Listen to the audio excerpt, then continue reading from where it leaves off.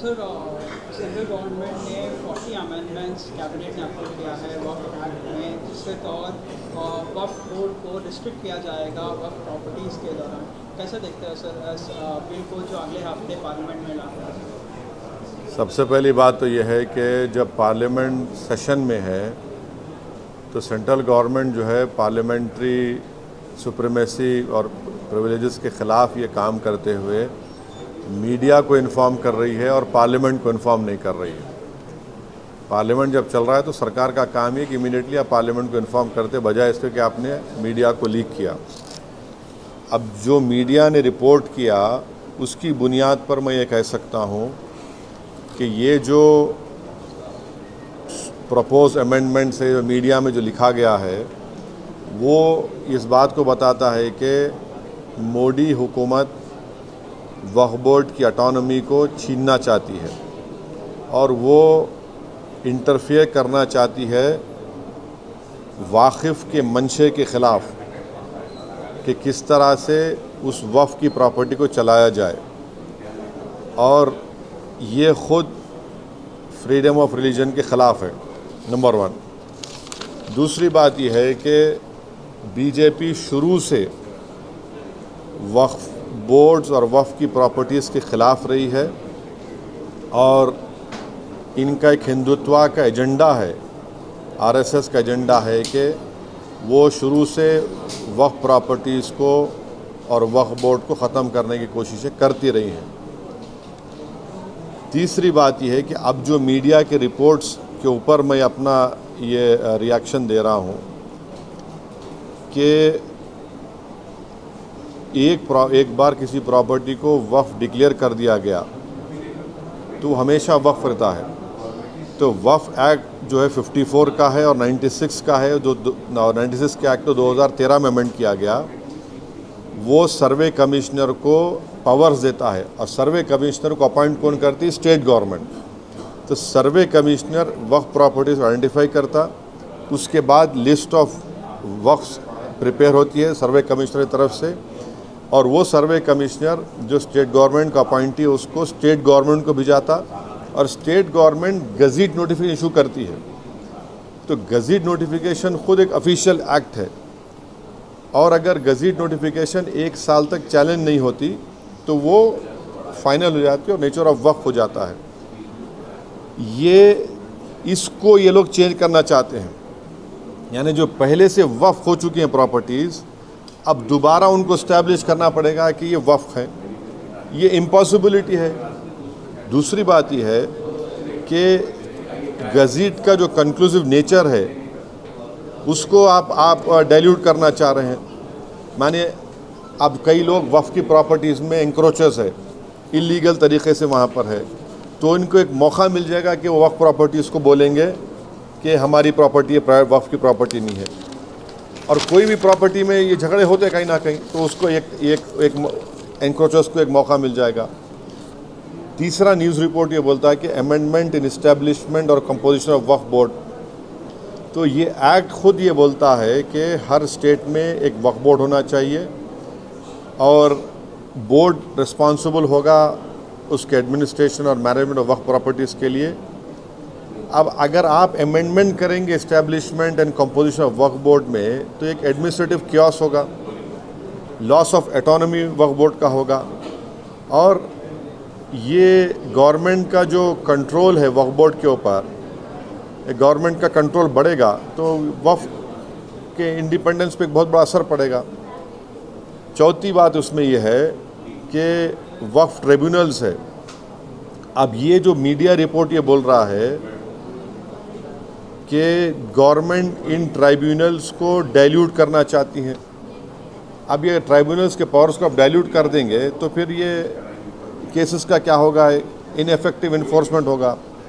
पांचवी बात जो मीडिया रिपोर्ट्स के ऊपर मैं बोल रहा हूँ आपको, इसमें लिखा गया कि अगर कोई डिस्प्यूटेड प्रॉपर्टी है तो डिस्प्यूटेड प्रॉपर्टी का ये लोग बोलेंगे नहीं प्रॉपर्टी डिस्प्यूटेड है, इसका सर्वे हम कराएंगे। अगर कोई प्रॉपर्टी डिस्प्यूट है तो उसका फैसला जुडिशरी करती। यहाँ पर मोदी हुकूमत डिस्प्यूट क्रिएट करेगी, उसका सर्वे कराएंगे। अब सर्वे एग्जीक्यूटिव कराएगा या सीएम कराएगा या बीजेपी पावर बीजेपी कराएगी। अब ज़ाहिर नतीजा क्या निकलेगा आपको मालूम। तो ये भी एक तरीक़ा है उस डिस्प्यूटेड प्रॉपर्टीज़ को डिस्प्यूट बनाना, पहले फिर सर्वे कराना उसका, और सर्वे में रिपोर्ट लिख देना कि नहीं ये वक्फ नहीं है। ऐसे कई मस्जिद दरगाहें हैं हमारे भारत में जहाँ पर बीजेपी आरएसएस ये क्लेम करती है कि वो दरगाह और मस्जिद नहीं है। तो जो पावर जुडिशरी का है वो एग्जीक्यूटिव छीनना चाह रहा है उसको। और एक बात जो मीडिया रिपोर्ट्स के मालूम ये हो रही है कि अब कोई कब्ज़ा करके इंक्रोचर है तो वक्फ बोर्ड को पावर है, उसके पावर्स को अगर आप छीन लेंगे तो फिर पूरा ये तो लॉस होगा वक्फ प्रॉपर्टीज़ का। अच्छा, उसमें एक और मीडिया रिपोर्ट में बात आई है, amendment to the process of Waqf board. ये जो वाकिफ़ होता है वो अगर मेरी प्रॉपर्टी में बोलता हूँ वक्फ बोर्ड को मैं दे रहा हूँ, मैं वक्फ कर वाकिफ़ हूँ, मुतवल्ली मैं रहूँगा किसी और, वो आप बोल रहे वो भी नहीं रहेगा।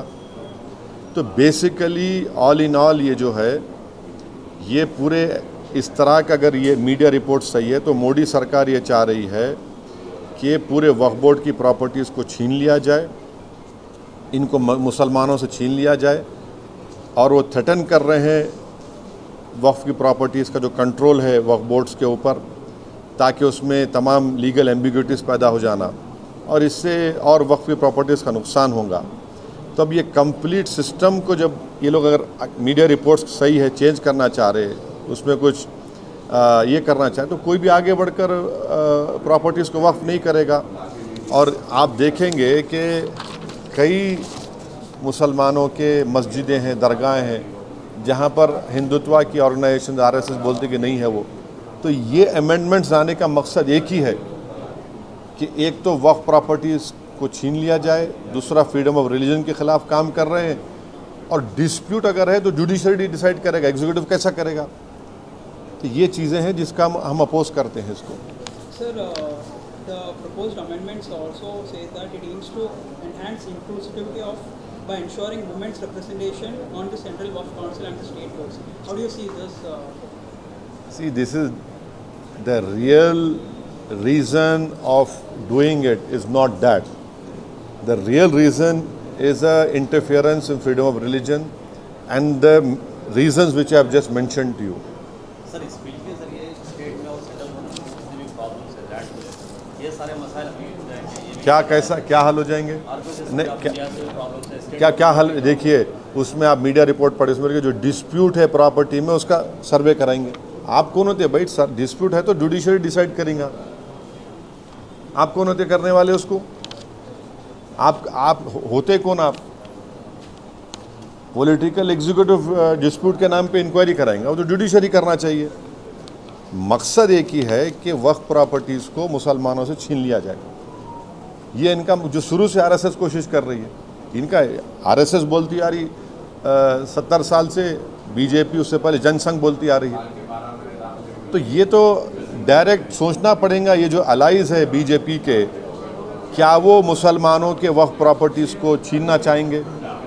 जो पॉलिटिकल पार्टीज़ बीजेपी को सपोर्ट कर रही है वो इनको सोचना चाहिए। क्या होगा बिहार में? इमारत शरिया की जो जायदादें छीन लेंगे क्या आप? आंध्र प्रदेश में वक्फ प्रॉपर्टीज़ है, क्या करेंगे? छीन लेंगे क्या आप उन लोगों को? ये तो उनको सोचना चाहिए, लोग जो सपोर्ट कर रहे हैं बीजेपी को। सर, इसी सरकार में बिहार से नीतीश कुमार भी जुड़े हैं। मैं बोल दिया ना, अब यही बात रिपीट मत करो, जो नहीं बोला पूछो आप। Sir, will you appeal the India Bloc Alliance to oppose the bill? No, see, I have said what I have to say.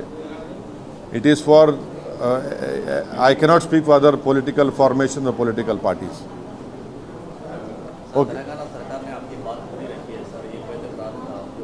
नहीं, ये हमारे MLAs अकबरुद्दीन ओवैसी साहब की लीडरशिप में हमारी पार्टी शुरू से कह रही थी कि हैदराबाद, साइबराबाद और रच्चाकोंडा एक बहुत बड़ा एरिया है और यहाँ पर बिज़नेस एक्टिविटी होनी चाहिए और गवर्नमेंट एक फ़िक्स टाइम दे दे और लीगली करे। हम वेलकम करते जो डिसीजन चीफ मिनिस्टर लिए MIM के रिप्रेजेंटेशन के ऊपर।